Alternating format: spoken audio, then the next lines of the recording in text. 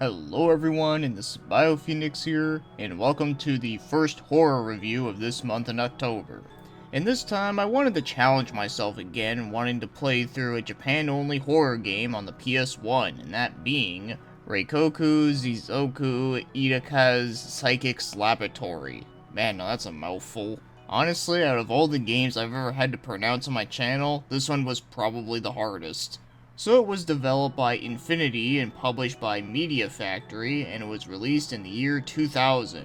And obviously, it's a horror game, but also an adventure and even a little bit of a choose-your-own-adventure visual novel. And as of right now of this recording, the game has not been fan translated yet, though wouldn't it be hilarious if like the day after or the day before I upload this video, it gets fan translated? And that did happen before when I reviewed La Place No More on the Super NES. So now you're probably wondering, how the hell was I able to play this? Well, I have to give a huge thank you to two things. The first one being a channel called Snowy Coffee doing a live playthrough of the game where he was actually translating a little bit of the game as he was playing through it. And my god, was it ever helpful, so I have to give him a huge thank you for that. And another thing I have to give a huge thank you to, which I randomly stumbled upon, was this guide that was only in Japanese. The site is called A9VG, and it kind of looks like the Japanese version of GameFAQs. So these two things were a huge help. So now let's start talking about the game's story, which I'm pretty sure you can probably take a guess what the story's about. So you're an investigator that has to investigate a haunted mansion. Yeah, were you surprised? So yeah, you just gotta just explore around and see exactly what the hell happened within this house.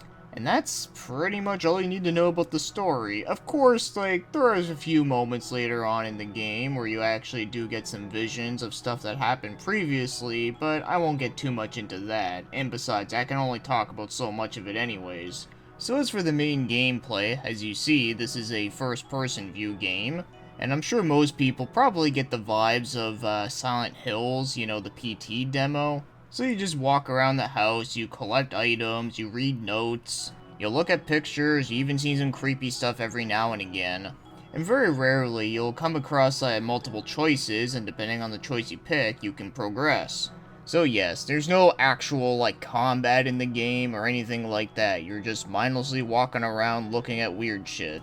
And believe it or not, the main objective to your completion to 100% is that you gotta not only collect all the items, but you also gotta see all the scary shit, and also view all the different flashbacks that happen. So if anything, I'd say that this is more like a haunted house simulation with a story loosely connected to it. So now let's start talking about the game's controls, and I think they're actually pretty good for this kind of game. So the one really good thing with this game is that it actually does have dual analogs, so you can actually use the analog sticks to move around. Although when you try to use the right analog stick, it just moves around the cursor, which allows you to point and click on things. So you have to look up and down with R1 and R2, which, yeah, it's a dated concept, but at least it's not totally unplayable. So circle is to select things, X is to bring up the cursor, triangle brings up the inventory menu, and square actually brings up a status screen, which happens to be in English.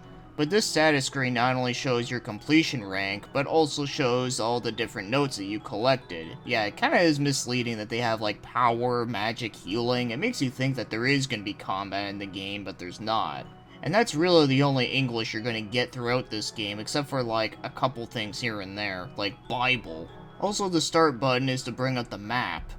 But overall, I would say that the control layout is pretty good and is easy to understand, and it also does feel pretty responsive. It sucks that there's no run button, but then again though, I do find that your guy does walk pretty fast, but there's really no complaints to be had. So now let's get moving on to the other things, like the graphics. And for a PS1 game that came out in the year 2000, I think this actually does look really good. So yeah, there's not a whole lot of color to the game, but then again, you kind of expect that for a horror game. But I do think that the house layout is pretty cool looking, and I really do love a lot of the pictures that you see within the house. A lot of them are really well detailed and just look really cool. And one weird thing that I have to mention, so there's actually some photos that you can find throughout the place, and whenever you look at these photos, you'll actually see ghosts within the background. It's actually kind of creepy looking. But there was one picture in particular that I thought was pretty interesting. So you see this one right here with the guy wearing red, and when I first saw it, I thought he was wearing the Thriller outfit. Well, I found out about this picture is that it actually belongs to an album, and that happens to be Ikeda Aristocat's Spirit, The Way of the Spirit. At least according to Google Translate, that's what it's called. But that's like the most I can get out of that. But yeah, kinda interesting. Also, there's a few ghosts in the game that actually look like digitized sprites, which I thought was pretty amusing. And there's a few flat JPEG files that are items, like you see this giant, like, fire poker that looks like a fucking rifle. So while it does have some amusing moments, especially looking at it from today's standards, I still think this is a pretty good looking game, and it does have some actual pretty good creepy moments. And I'll get into that much later. And now, as for the game's music, the music is actually pretty good, and it does fit the game really well, but there's really not a lot of music within the game. So you're mostly going to be listening to, like, the sound of your footsteps. But the fact that this game doesn't have a lot of music, though, in a way, kinda works with it, though. But for the very few moments where there is music, though, I feel like it does work pretty well, and also, I really do like the songs that you hear when you're, like, looking at the pictures. But the best part would have to be the sound effects, they are spot on.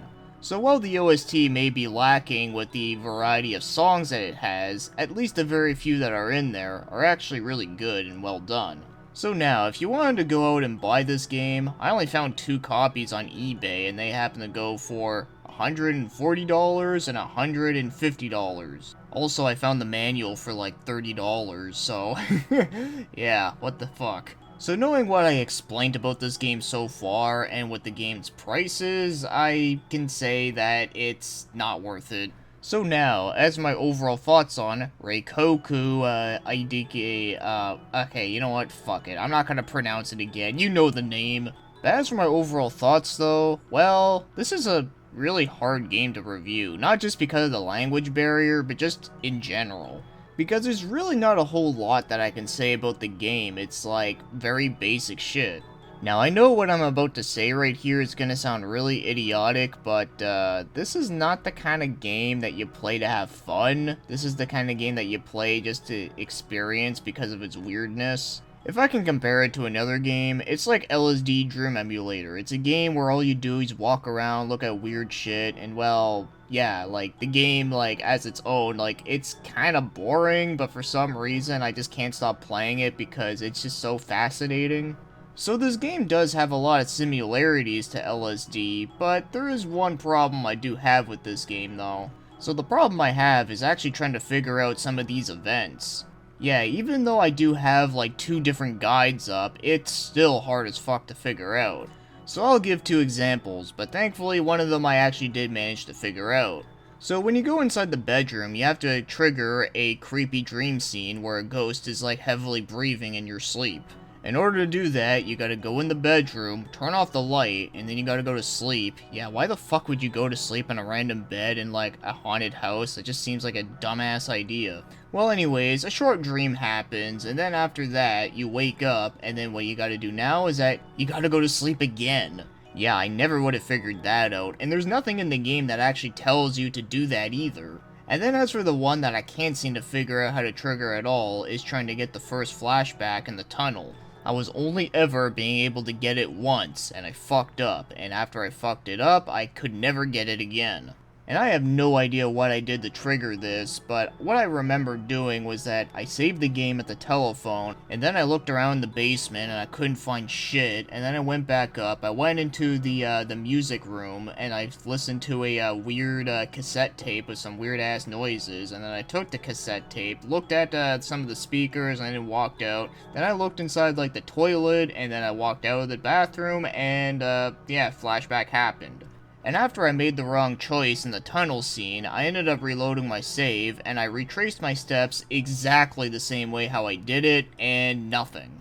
So I really have no idea what the hell I'm supposed to do with that. Even reading like all the different items and the stuff that you look at within the English playthrough that I looked at, they don't give you like any clues whatsoever, so yeah, like you just kinda just have to figure shit out on your own. So even if this game did have a fan translation, you're still gonna be lost. So as I said, this is the kind of game that feels more like a haunted house simulator. So because of that, this is going to be a really hard game to recommend, especially the fact that it hasn't even been translated yet. But like I said though, even if it was in English though, it would still be a really hard one to figure out what you're doing.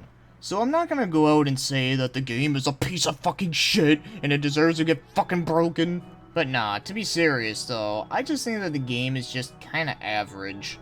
Also, the game's story in general is just kinda okay, I guess.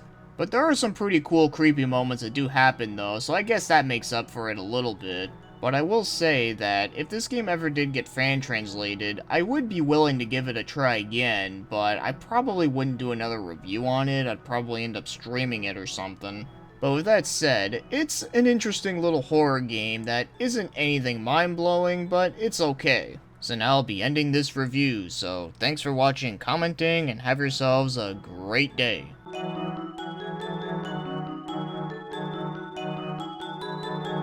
And one amusing thing that you can do in this game is that you can actually exit the house out of the front door that you came in from, and it actually ends the game. But doing that doesn't give you a proper ending, and it would be hilarious if, like, a game over screen came up and said something like this.